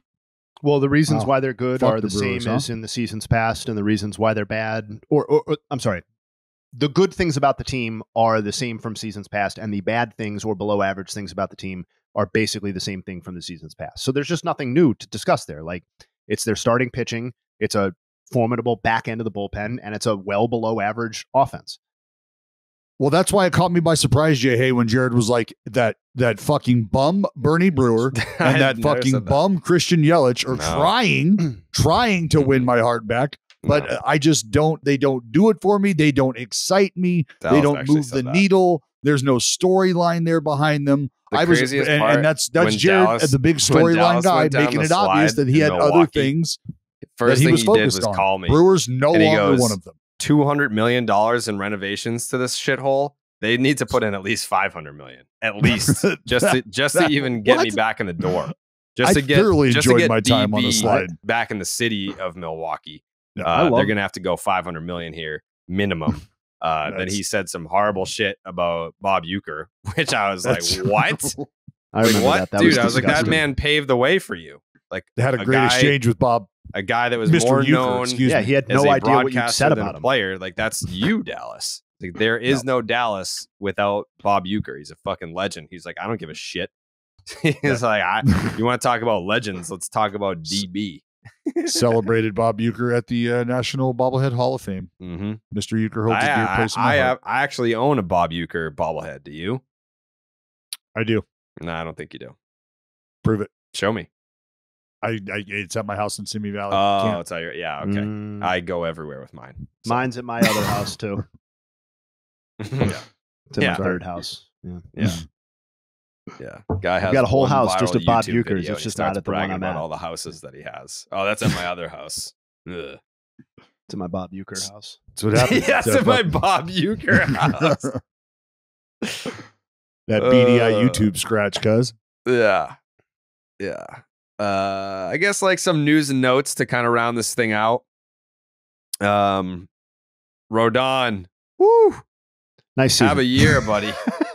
Have a fucking year, Carlos Rodon. Thanks for coming. You got some angst with Carlos Rodon. Like, I believe there is a beef. There is a legitimate beef. I don't know him. I don't know the guy. But there is an issue. You have an issue. There's no issue. I want to use this space right now, as a safe space for you, to get whatever it is that you are holding against Carlos Rodon off of your chest right now. Whether it's personal, whether it's just affiliation, here it is. Whatever it is. Here it is. I remember this past offseason, the Padres were one team that had a parade for their offseason. The Yankees were another because they signed Carlos Rodon. And they were like, oh, yeah, we just put together the best rotation. Like, we're guaranteeing Nestor is going to be able to create his success and duplicate his success next year. Garrett Cole, he's going to be in the Cy Young conversation. Maybe he wins his first. But then Rodon was supposed to be a part of that. Sevy's going to be back this year. He's the worst player. He's the worst pitcher. So it's just a Yankees thing. It's just a Yankees thing. Yeah. Like, it's really just it's the act of the headlines. This is going to be the best rotation we've ever seen, and it's been fucking horrendous outside of Garrett Cole. So yeah, I mean, it's just a good. It's not just a Red Sox thing. I'm sure that there are plenty of fan bases that are feeling quite good about their decision to not sign Carlos Rodon. I just got to say on the Rodon thing, sometimes we lament the guys who like they're on the verge of getting paid. And like they get hurt and like they never see that big payday, or maybe like, they peak way too late and they never hit free agency at an age where like you're really going to truly cash in. Props to Carlos Rodon. Was healthy for the blink of an eye and got $160 whatever million. And this is not me hating. I don't care. In fact, I'd rather he had the money than somebody else who did. The ownership had the money, but like he put together back-to-back seasons, and one of those had 120 innings as part of it, and like, bam, got paid, and now is like has basically resumed the career trajectory that existed prior to 2021. Just crazy. Good for him. I think, and this is about Rodon, but I think the Yankees, like, you know how everyone always says, everyone gets hurt. The Yankees, their training staff is like, and that's like kind of a joke because everyone in the Yankees gets hurt, and it's like to blame the training staff because the players get hurt. I think it's time to really think it like they are like the dumbest people in the world. Didn't they replace those people though? I don't know. I don't care. Well, we never even talked about the Rizzo stuff. Dude had a That's what I'm saying. The Rizzo 2 months. That's 2 months. What about Erman just getting hammered and being like, yeah, go to sauna? Yeah, you can die from that. Hit the sauna. Like, whose medical decision is that? Sweat it out, dog. That's always been one of my answers to that. I don't know. You can sweat like the hangover the next morning, hit the sauna. But when you're actively shit-faced and you hit the sauna, like it just puts extra stress on your heart. It's like, yeah, dude, hit the sauna, geek. you can't do that. Did they tell him to take water with him? Because I don't know. But yeah, that could have gone horribly wrong because there was one individual in that Yankee clubhouse that was ready to throw hands with Domingo, and he would not have had a shot in that particular fight. So, who, that individual or Domingo? Domingo would not have had a chance in this altercation. No, against who? Judgy. No, Judgy's big guy. Stan's huge. Stan's a big guy. So. But yeah, both also injured, so I don't know if that might hurt them in the fight as well because they're both hurt. And Stanton can't run; he's walking home. He is walking. And home. I don't know. Has Judge gotten a hit since the toe? Yeah, he hit a homer. He hit one homer, but other than that, I'm pretty sure the numbers are looking little. He's battling with 4 toes, man. Well, 9 technically. Nine toes. But I think that the big toe counts as 2 toes. I haven't been to his OnlyFans page. What are you talking about? No, it doesn't. Well, think about the pinky. Why? Because it's so big. Then he had a 3-hit game in there. He's hitting 185 with a 685 OPS since coming back. He's 5 for 27 with 1 home run. He's walked 9 times and struck out 8 times. And very limited backside to generate power with because he's got no big toe. Yeah. But yeah, 185. He's hitting 185 with a 389 on base percentage. So, and the OBP is still looking pretty good. Don't throw me no strikes. Yeah. Biatch. Yeah. 36 plate appearances, 9 walks. I think he walked with the bases loaded yesterday, right? That was to either tie the game or make it a 1-run game yesterday against Houston. So he's there. He's a presence. So, but the Yankees are not. It just keeps getting worse and worse for them. I mean, they split that series. Was that a 4-gamer with Houston? I think they split it. Well, they did overtake the Red Sox. But I'm just talking about like the narratives around it. You get Boone on freaking, he's like getting mad on podcast all the time. They don't sell anybody. Then Erman has a breakdown. I keep calling him German. Okay, Erman is off the team, going to the Sonic, trying to fight people. Then that next day, Stanton's walking home, and because that's what probably the team told him to do, right? Is that what happened there? Medically, is that more medical advice that's impacting the game, Joe? That has to be it. I don't think he was just, like a lazy player who was just like not jogging. I'm pretty sure he's probably been told, dude, run 40%. Because if you're not in the lineup, we have to hit. I don't know. There's like 2 players you even know on the Yankees anymore. Who you know on the Yankees? Billy McKinney.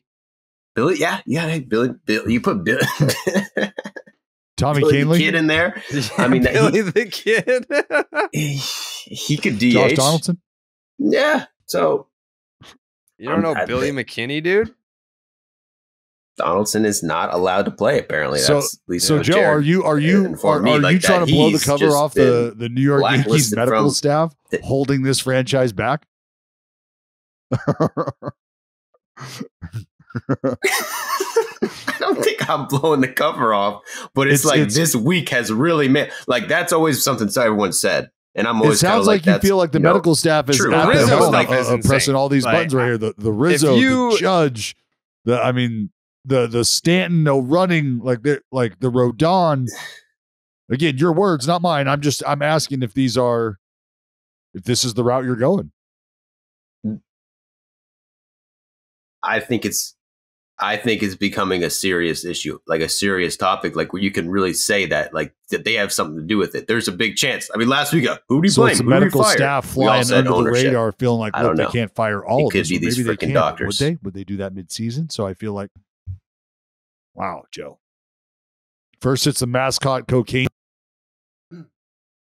If I'm the Yankees, I'm checking degrees.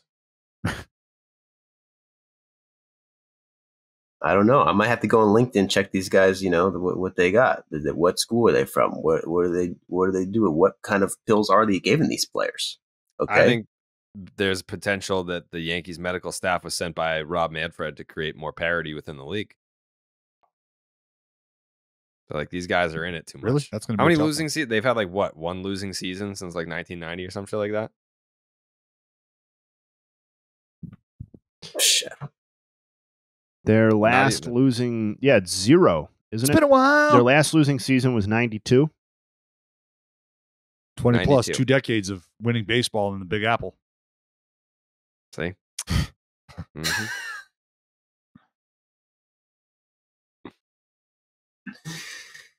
Yeah. Your boy, Jay Hay, Yuri Perez, he's back tonight. Let's do it. He's on the mound. How do you feel? I'm excited. I'm mostly excited for him that he gets to continue his career blossoming as an ace for the Marlins, not toiling away in the minor leagues because they wanted to watch his innings or whatever is going on. No, I mean, I'm seriously excited. I think he's electric and good to have him back. And I mean, Joe,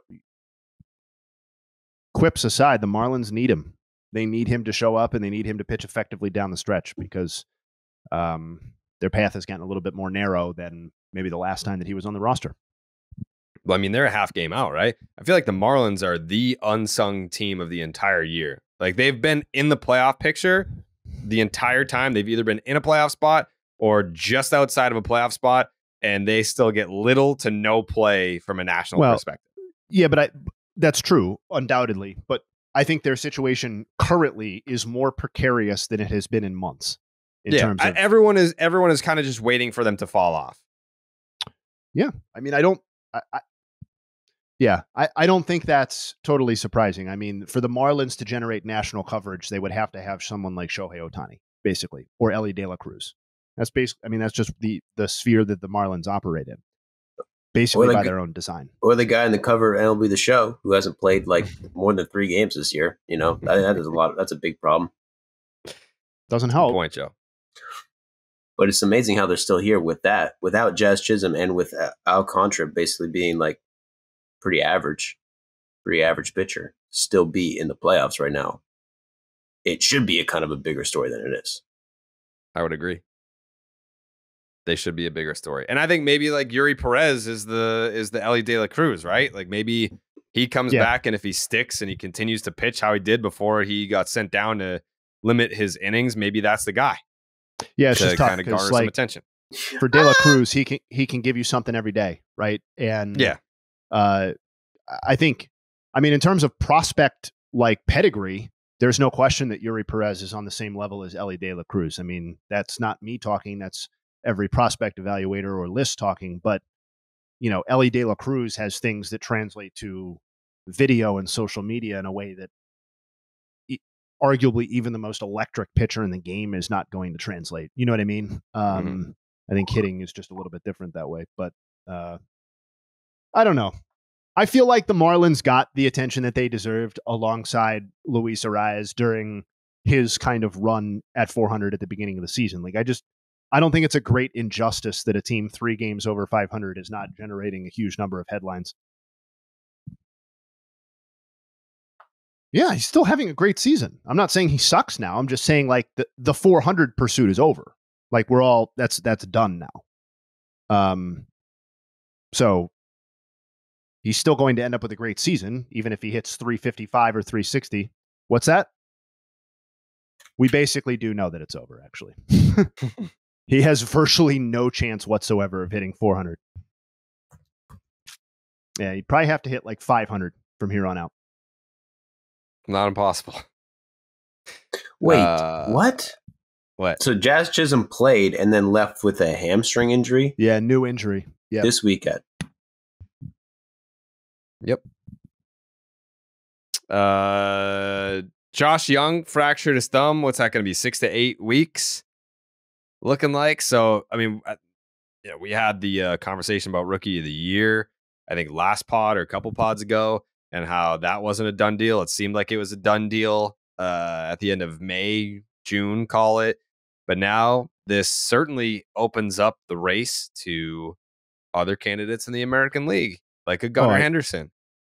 I mean, I think Young's chances at the award are more or less extinguished. Like I think by virtue, I mean, Gunnar Henderson had already arguably passed Young in the Rookie of the Year voting, let alone Yoshida or somebody like that who's going to have the rest of the season or these 6 weeks that he's out to accumulate stats. I think, to me, the question is now is like, what sort of impact does this have on the Rangers offense? And kind of the AL West arms race that we've been detailing. But yeah, I think it's more of a Rangers thing, I think, because he's been a really valuable part of that, of the arguably the best offense in the league, or at least the AL. Yeah, especially since like the Rangers have been a team that have destroyed right-handed pitching, and where they've, I guess, done the most damage against lefties, it's been Young. Like, he's been the guy that's kind of led the way against the left-handed pitching, and picked up the slack for the rest of the lineup. So they're going to miss him for 6 to 8. And then finally, Joe Musgrove has been shut down, right shoulder for Joe Musgrove. And this one hurts because the Padres are on the up and up, so to speak. I know they had that series against the Dodgers over the weekend, but in terms of their second half resurgence and trying to find a way back into the postseason picture, which they have, at least like the path to the wild card has become a little bit more realistic, a little bit more attainable. They are 3 games out of a wild card spot, but they're shooting for that third wild card spot that currently 2 teams hold. Plus, you have the Marlins and D-backs ahead of them as well. So you've got to leapfrog 4 teams despite being just 3 games back. So that's a big blow for them when they're trying to play their best ball and they still have quite the hurdle to overcome. Also sucks because he was pitching really, really well. Yeah. Snell's been the frontline guy, but like just to reiterate, since late May, the 2 of them combined have allowed 24 earned runs in 152 and a third innings. That's a 1.42 ERA. So this is as good as a frontline 1-2 punch pitches in Major League Baseball over a multi-month period. And it's just kind of a shame to see Musgrove get sidelined, even if, like, now the question is, can they stay in the picture long enough for his return to be viable? Because obviously they won't want to rush him back. So we'll see, but sucks. Did you take anything out of that Dodgers Padres series over the weekend? I mean, like, the Padres end up losing 2 out of 3, but every game was just haymakers. Like, there was no close contested contest. It was just, we're going to fucking beat your ass and we're going to just trade blows here.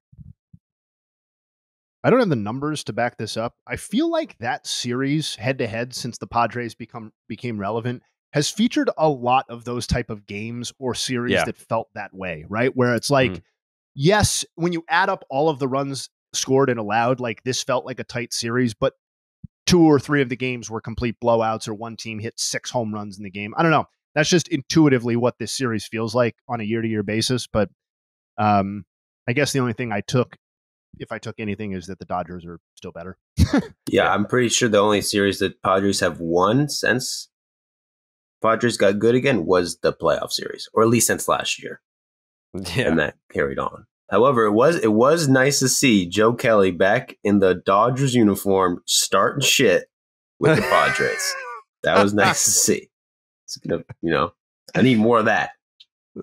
Some people didn't like that, but I mean, if you've been tuned in to Padres Dodgers since 2020, if this is a TV show that you've been watching and we're now on season 4 of the series, like they just reintroduced the crazy character that's always dumping gasoline on everything and shooting at random things. Like they just brought that guy back. So it paid immediate dividends when he came up and in on Fernando Tatis Jr. twice, almost clipped him right in the chin like Tim Anderson. And after punching him out on a 100-mile-an-hour two-seamer that just zips back into the zone, Tatis takes it for strike 3, and Joe Kelly's just walking around the mound like, you fucking bitch. He's crazy. Like, he's actually crazy. The dude is tapped. I don't understand why you would not, as I said this with Stanton, when that shit happened, when Fires drilled him in the face and he changed his stance, chin guard, why would you not, if you're a pitcher, expose that mental hurdle? Here it comes up and in. Here's sliders down and away. Until you can get over the hump, I'm going to take my shots. You think Joe Kelly was aiming up and in? Oh, no. I'm just saying, like, the purpose that it serves to pitch up and in and then do what he did down and away. That's why you do that. And if you miss up and in by mistake, that's a miss that you can work off of. I got to circle back to this head-to-head thing since 2020 because it's all due respect to the Padres winning that one postseason series. This really isn't much of a rivalry. 43-21, the Dodgers are against the Padres, including the postseason, since 2020. And if you look at since the start of a late August series in 2021, the Dodgers have won 31 of the last 41 meetings. So this is like, this is more aspirational as a rivalry than I think we would like to admit right now. Yeah. And that's fine. The rivalry has existed mostly in the atmosphere. You've squared up against the bully and you got a good punch off.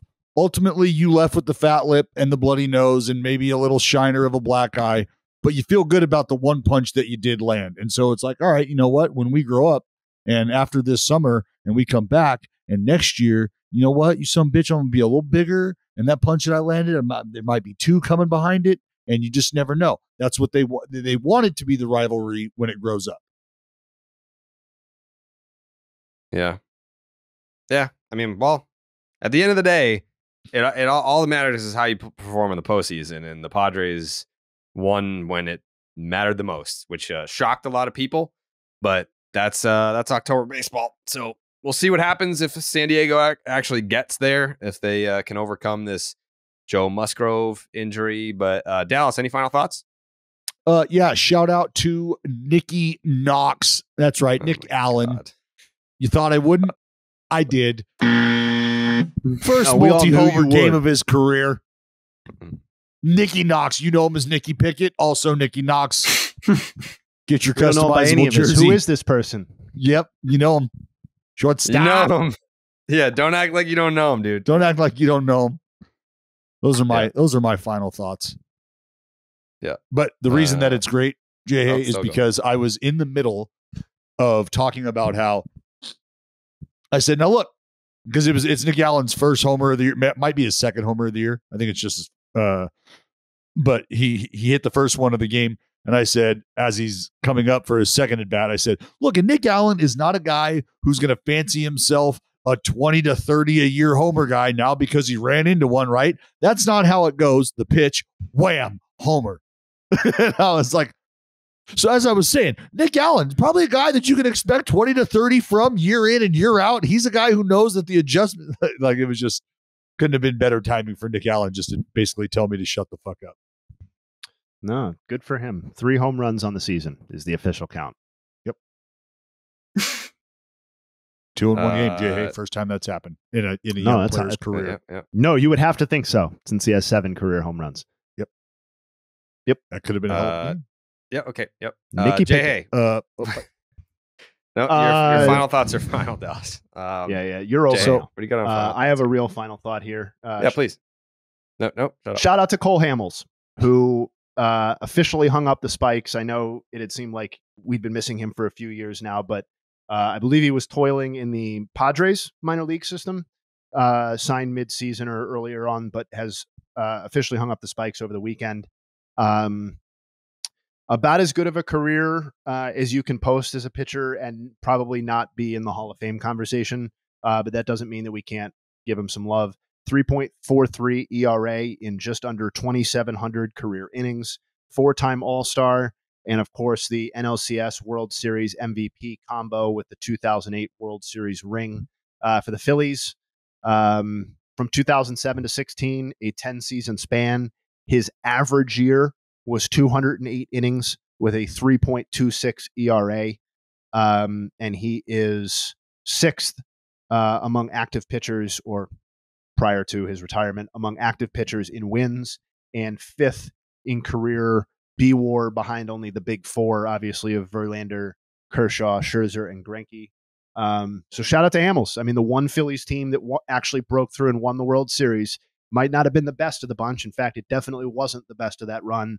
But he was the ace on that team, and that was the team that won it. So obviously a hero forever in Philadelphia and a great career. Thank you for mentioning that. I enjoyed watching Cole Hamels pitch, but at the end of the day, it's one of those retirements that I remember when Andrew Jones retired, and it came across the bottom line. And I was like, Andrew Jones is still playing fucking baseball. Like, I had completely forgot about Cole Hamels. Like, if you had told me Cole Hamels retired 4 years ago, I'd been like, yeah, that sounds about right. Well, that's totally fair, because his last experience was 3 1/3 innings pitched with the 2020 Braves. Okay. So this is his third season of not pitching at the MLB level. So totally fair for you to feel that way. And quite honestly, we're looking at 2018 as the last time he was like kind of at that ace or sub ace level at the end of his run with the Rangers. So yeah, he did drill Bryce Harper. No doubt, well. man. Just a little welcome to World the show. Series MVP. Yeah, he did. He did do that. Joseph, you got any final thoughts today? That was my final thought, and I was going to add this. Since 2019, last time he got a major league win, 2019. Since then, 2020, 21, 2022, he made $21 million the last 3 years. So that's not bad. Good for him. That is a lot. And also, that's crazy to not pitch and still make that much. Pretty freaking good. Anyway, also circling back for last week's final thought, Charlie Culberson has been picked back up to the Bravos. So welcome back. You got another chance. He's back. And he's going to make the most of it. Yep. And I guarantee you he comes up big at least once this season. He will get a walk-off before it's over. This is what he does. Chucky walk-off. Yep. Jake Stakes? Dallas stole my final thought. I was going to shout out Nicky Knox too. Yeah. See? That's just pod partner collab right there. That's just synergy. Sorry, Jake. All right. We'll be back on Wednesday. No. Before we get out of here, we're in the heat of the summer, and you need a pair of great shades that you don't have to baby. Knockaround Sunglasses is the go-to for quality polarized shades that won't break the bank.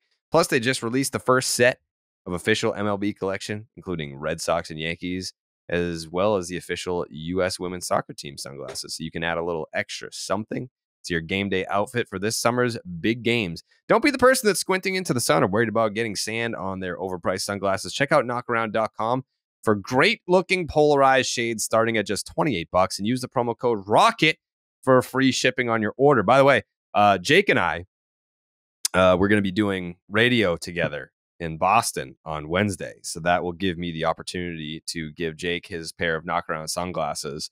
I'm assuming you want the Red Sox, Jake?